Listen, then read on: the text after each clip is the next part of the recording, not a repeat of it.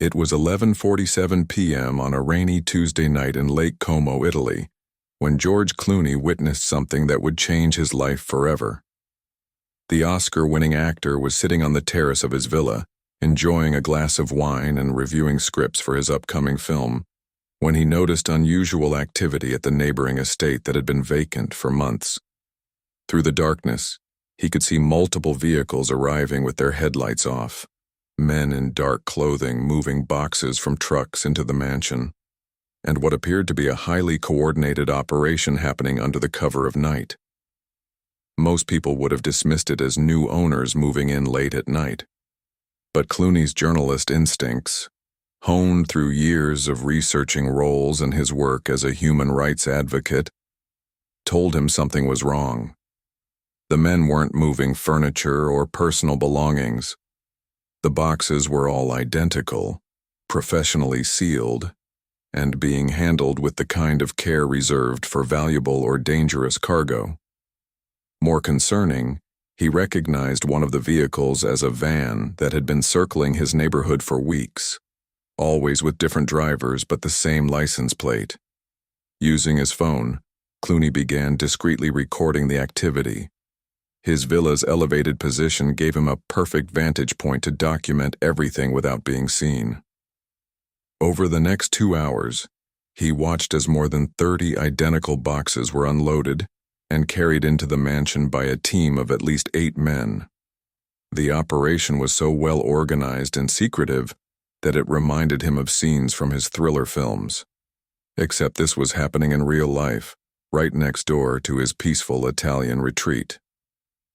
The next morning, Clooney called the local carabinieri to report what he had witnessed. The officer who took his call was polite but clearly uninterested. "Mr. Clooney, perhaps the new owners were simply moving in during cooler night hours. Summer moving can be quite uncomfortable during the day." When Clooney explained that the activity seemed more like a smuggling operation than a household move, the officer chuckled. "With respect, sir, you make movies about spies and criminals. Sometimes reality appears more dramatic than it actually is." Frustrated but not deterred, Clooney decided to conduct his own investigation. Using his connections in journalism and human rights work, he began researching the property's ownership. What he discovered was a complex web of shell companies, offshore accounts, and corporate structures that seemed designed to hide the true owners. The property had been purchased 6 months earlier by a company registered in Malta, which was owned by another company in Cyprus, which was controlled by a trust in the Cayman Islands. But it was when Clooney traced the financial connections that he stumbled upon something truly shocking. The ultimate beneficial owner of the shell company network appeared to be Marcus Volkov, a Russian oligarch who was supposedly under house arrest in Moscow for financial crimes. According to international news reports, Volkov hadn't left Russia in over 2 years and was being monitored by authorities. Yet here was evidence suggesting he was operating a sophisticated international network right under the noses of European law enforcement. Clooney compiled his findings into a detailed report, complete with property records, corporate documents, photographs of the midnight operation, and his recorded video footage. He presented this evidence to Captain Alessandro Rossi, the head of the Lake Como Carabinieri station, expecting to be taken seriously given the thoroughness of his investigation. Instead, Captain Rossi barely glanced at the documents before setting them aside with obvious skepticism. "Mr. Clooney," Captain Rossi said with barely concealed condescension, "I appreciate your enthusiasm for law enforcement, but you're an actor, not a detective. These documents could be interpreted many different ways, and frankly, your theories sound like the plot of one of your Hollywood thrillers." He leaned back in his chair, clearly enjoying the opportunity to lecture a famous celebrity. "Perhaps you should stick to making movies and leave real police work to the professionals." The dismissal stung, not just because of its rudeness, but because Clooney genuinely believed he had uncovered something important. Captain Rossi's attitude reflected a common assumption that celebrities who got involved in serious issues were just seeking attention or playing at being important. "Captain," Clooney replied calmly, "I understand your skepticism, but I'm not here as an actor. I'm here as a concerned citizen who witnessed what appears to be criminal activity. I'm asking you to investigate, not because of who I am, but because of what I saw." But Captain Rossi was unmoved. "Mr. Clooney, every week we receive reports from tourists and residents who think they've witnessed crimes. 99% turn out to be misunderstandings. A wealthy Russian buying property in Italy and moving his belongings at night is not evidence of international conspiracy." He stood up, clearly indicating the meeting was over. "If you have specific evidence of a crime being committed, please bring it to us. But speculation and property records are not grounds for investigation." Leaving the police station, Clooney felt a familiar frustration that he'd experienced in his human rights work. The challenge of getting authorities to take inconvenient truths seriously. But unlike his advocacy work, where progress was measured in years, this situation felt urgent. If he was right about what he'd witnessed, criminal activity was happening right next door to his home, and law enforcement was choosing to ignore it because of preconceptions about his motives and capabilities. That evening, Clooney called his friend Sarah Chen, an investigative journalist with the Financial Times who specialized in international money laundering cases. When he described what he'd witnessed and the documents he'd uncovered, her reaction was immediate and alarming. "George, if what you're telling me is accurate, you may have stumbled onto a major sanctions evasion operation. Marcus Volkov has been trying to move assets out of Russia for months, and European authorities have been looking for his money laundering networks." Sarah's expertise gave Clooney the validation he hadn't received from local police. She explained that the shell company structure he'd identified was a classic pattern used to hide sanctioned assets, and the nighttime movement of identical boxes suggested either cash, precious metals, or other high-value items being stored in a location where authorities wouldn't think to look. "The fact that they're operating next to a famous actor's villa is actually brilliant," she said. "Who would suspect criminal activity in such a high-profile neighborhood?" With Sarah's encouragement, Clooney decided to escalate his concerns to higher authorities. Using his contacts in international human rights organizations, he reached out to Europol, the European Union's law enforcement agency. His report was forwarded to Agent Elena Marchetti, a specialist in financial crimes who had been tracking Russian sanctions evasion for over 3 years. Unlike the local police, Agent Marchetti immediately recognized the significance of what Clooney had discovered. "Mr. Clooney," Agent Marchetti said during their video call, "your documentation is exactly the kind of intelligence we need to build cases against sanctions violators. The shell company network you've traced matches patterns we've been investigating across multiple countries."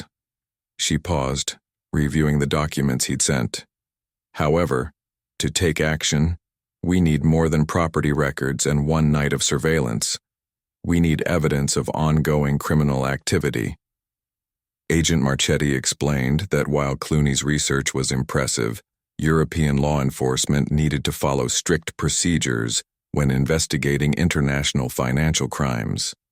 They couldn't simply raid a property based on suspicious ownership structures and one night of unusual activity. "What we need," she said, "is real-time intelligence about ongoing operations. If this property is being used for money laundering or sanctions evasion, there will be regular activity that we can document and use to build a case." This conversation gave Clooney an idea that would put him at the center of an international investigation. He offered to monitor the neighboring property and report any suspicious activity to Europol in real time. Agent Marchetti was initially hesitant. Using civilians in law enforcement operations violated numerous protocols. But Clooney's unique position, living adjacent to the target property with a clear view of all activity, made him an invaluable potential asset. "Mr. Clooney, I want to be very clear about what I'm asking," Agent Marchetti said carefully. "You would not be working as an undercover agent or trying to gather evidence directly. You would simply be an observer, reporting what you see to our team. Under no circumstances should you attempt to investigate further or put yourself at risk." Clooney agreed immediately, excited to contribute meaningfully to what appeared to be a significant international case. Over the next 3 weeks, Clooney became an unofficial surveillance asset for Europol. He installed better cameras on his terrace, positioned to monitor the neighboring property without being obvious. He documented the comings and goings of various vehicles, photographed license plates, and noted the times and dates of all suspicious activity. What emerged was a pattern of regular operations that clearly weren't normal residential activity. Every Tuesday and Friday night, the same team of men would arrive with identical boxes, spending several hours inside the mansion before leaving with what appeared to be different containers. Clooney noticed that the boxes going in were larger and heavier than those coming out, suggesting some kind of processing or repackaging operation was taking place inside. More concerning, he began recognizing faces. The same individuals appeared repeatedly, suggesting this was an organized operation with a regular crew. But it was during his 4th week of surveillance that Clooney witnessed something that would crack the case wide open. While monitoring the usual Tuesday night operation, he noticed one of the vehicles had arrived earlier than usual and was parked in a position that blocked his view of the main entrance. Using a different camera angle, he watched as 2 men carried out what was clearly a person, someone who appeared to be unconscious or worse, wrapped in a sheet and loaded into the back of a van. This wasn't financial crime anymore. This was potentially human trafficking or worse. Clooney immediately called Agent Marchetti's emergency number, his voice urgent as he described what he'd witnessed. "Elena, they just carried what looked like a body out of that house. This isn't just money laundering. Something much worse is happening over there." Agent Marchetti's response was immediate. "George, maintain visual contact, but do not, under any circumstances, intervene. We're mobilizing a response team now." Within 2 hours, Clooney's quiet Italian neighborhood was swarming with law enforcement vehicles. Europol agents, Italian carabinieri, and Interpol officers surrounded the mansion while helicopters circled overhead. From his terrace, Clooney watched as the coordinated raid unfolded exactly like the action sequences in his films, except this time he wasn't acting. He was the citizen whose observations had made it all possible. The raid yielded results beyond even Agent Marchetti's expectations. Inside the mansion, authorities discovered not just a sophisticated money laundering operation, but evidence of human trafficking, document forgery, and weapons smuggling. The body Clooney had seen being removed turned out to be a kidnapped accountant who had been helping authorities trace Russian assets.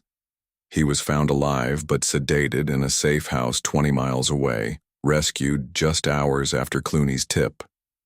But the most significant discovery was a server room containing detailed records of an international network that had been moving sanctioned Russian assets across Europe for over 2 years. The operation was far larger than anyone had suspected, involving properties in 6 countries and millions of euros in illegal transactions. Marcus Volkov had indeed been directing the operation from Moscow, using the Italian villa as a central hub for his European money laundering network. Back at the Lake Como police station, Captain Rossi found himself in the uncomfortable position of having to acknowledge that the Hollywood actor he dismissed as an amateur sleuth had been absolutely correct about everything. The local police chief received a call from his superiors commending the excellent intelligence work that had led to the raid. not knowing that the intelligence had come from the celebrity witness he'd refused to take seriously just weeks earlier. When Agent Marchetti briefed Captain Rossi on the case details, his embarrassment was visible. "So you're telling me," he said slowly, "that George Clooney identified and documented a major international criminal operation that we missed entirely?" Agent Marchetti nodded diplomatically. Mr. Clooney's unique position and investigative background allowed him to recognize patterns that might not have been obvious to traditional patrol officers. The irony wasn't lost on anyone involved. Captain Rossi, who had lectured Clooney about leaving police work to professionals, had failed to investigate what turned out to be one of the most significant criminal operations in the region's history. Meanwhile, the actor he dismissed had conducted a more thorough investigation than his entire department, ultimately helping to dismantle an international crime network and rescue a kidnapping victim. 3 days after the raid, Captain Rossi drove to Clooney's villa to deliver a personal apology. The conversation was awkward but necessary. A career law enforcement officer acknowledging that he had let preconceptions cloud his judgment. "Mr. Clooney," he said, clearly uncomfortable, "I owe you an apology. Your investigation was thorough, professional, and ultimately saved lives. I allowed my assumptions about actors and celebrities to prevent me from recognizing genuine police work." Clooney, ever the diplomat, graciously accepted the apology while emphasizing the broader lessons of the experience. "Captain, the important thing isn't that I was right. It's that we listen to citizens regardless of their profession when they report genuine concerns. Crime doesn't respect boundaries of celebrity or social status. Sometimes the best intelligence comes from unexpected sources." His response demonstrated the class and perspective that had made him respected far beyond Hollywood. But the story was far from over. The intelligence gathered from the villa led to raids across Europe, ultimately dismantling the entire money laundering network and leading to the arrest of over 30 individuals in 6 countries. Marcus Volkov was charged with sanctions evasion, money laundering, and conspiracy in absentia, with his assets frozen across multiple jurisdictions. The accountant Clooney had helped rescue provided crucial testimony that strengthened cases against the entire organization. Agent Marchetti made sure that Clooney's contributions were properly recognized in official reports, leading to commendations from both Europol and the Italian government. More importantly, the case became a training example for law enforcement agencies about the importance of taking civilian reports seriously, regardless of the source. The Clooney case, as it became known in law enforcement circles, demonstrated how preconceptions could blind investigators to valuable intelligence. The international media coverage of the case was extensive, but Clooney handled the attention with characteristic grace. In interviews, he consistently redirected credit toward the law enforcement professionals who had acted on his information, while using the platform to advocate for citizen engagement in community safety. "This wasn't about me being a hero," he told reporters. "This was about being a responsible neighbor who happened to be in the right place at the right time." However, Clooney also used the attention to highlight broader issues about how society views expertise and credibility. There's a tendency to assume that actors can't be serious about important issues, that celebrity involvement in social causes is just publicity seeking, he said in a thoughtful interview with the BBC. But actors are citizens too, and many of us have education, experience, and insights that extend beyond entertainment. The important thing is that ideas and evidence should be evaluated on their merits, not dismissed based on who presents them. The case also had profound effects on Captain Rossi, who used the experience to reform how his department handled civilian reports. He implemented new protocols requiring thorough documentation and investigation of all citizen complaints, regardless of the complainant's background or the initial plausibility of their claims. Mr. Clooney taught me that good police work means keeping an open mind. He told his officers during a training session, "We can't let assumptions about people prevent us from seeing evidence." 6 months after the raid, Clooney received an unexpected visitor at his villa. Agent Marchetti arrived with news that the intelligence he had helped gather was being used to build cases against Russian sanctions violations across multiple countries. More importantly, she brought word that 3 other kidnapping victims had been located and rescued based on information found in the villa's computer servers. "Mr. Clooney, your decision to keep investigating despite being dismissed by local authorities directly led to saving 4 lives and dismantling a major criminal network. It was amazing."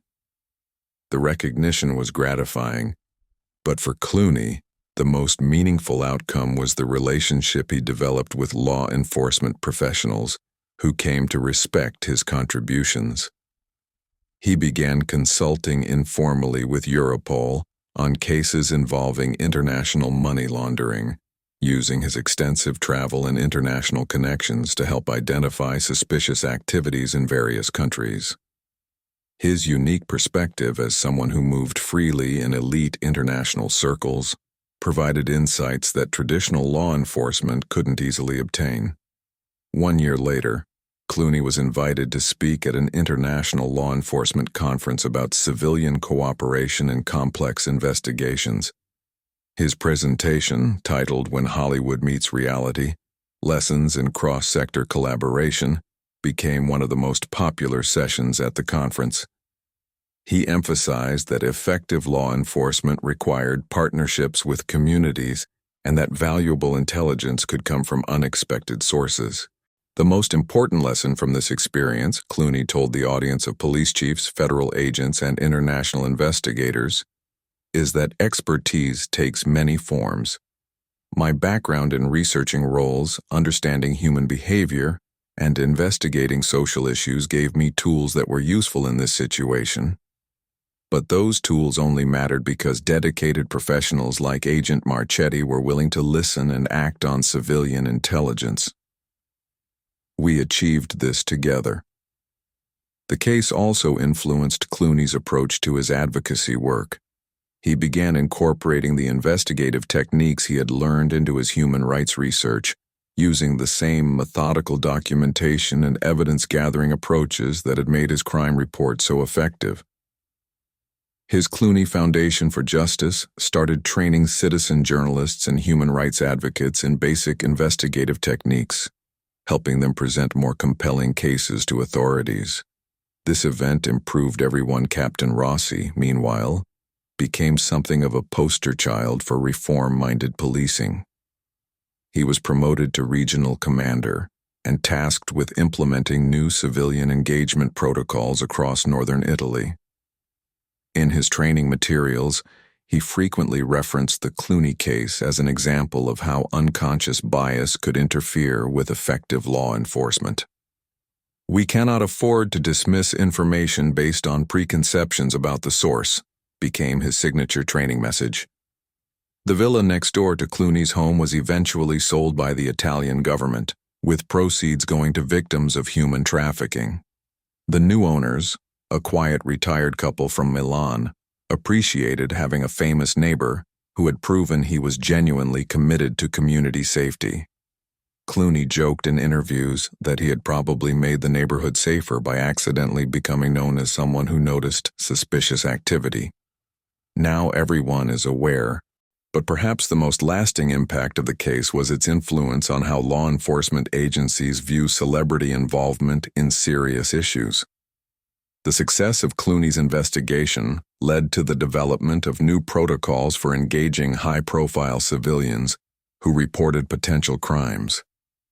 Rather than dismissing celebrity concerns as attention-seeking, departments began recognizing that famous individuals often had unique access to information and resources that could be valuable to investigations.